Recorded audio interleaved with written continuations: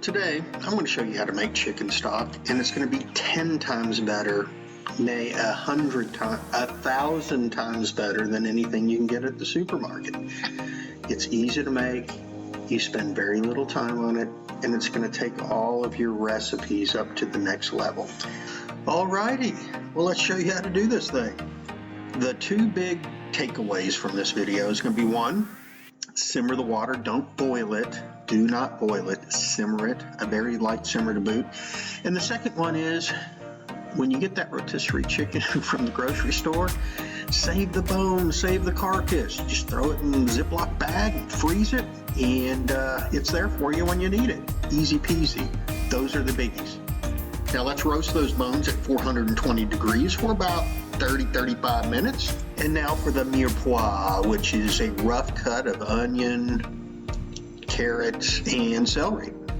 Hey, and if you're new to cooking, get used to having onions, carrots, and celery in your fridge all the time. That mirepoix is so integral in so many recipes. And looky there, peppers from my garden. It's like one of three things that grow out there. The ones on the left, those came from a plant that survived that horrible winter storm we had, and they're not real hot. The ones on the right are the jalapenos I got from this year. I'm not trying to make this thing hot, but I don't want those peppers to go to waste, so I'm going to go with the ones on the left.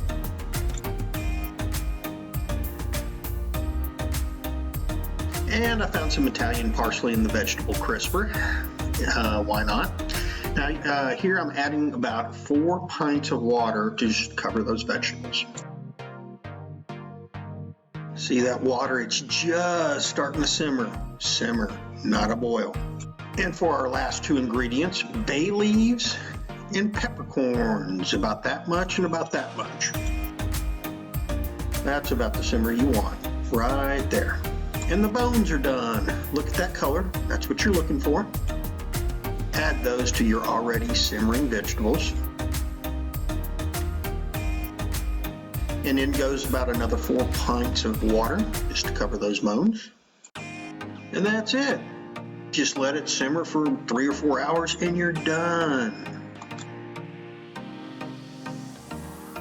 And after you're done simmering, just strain it and put it in those salsa and spaghetti jars you have left over. Ah, well, you look at that. Liquid gold. Now, after this has had a chance to cool down, see that fat ring at the top, that white thing? Don't take that off right away. It acts as a seal, airtight seal for the rest of it. Keeps it fresher longer.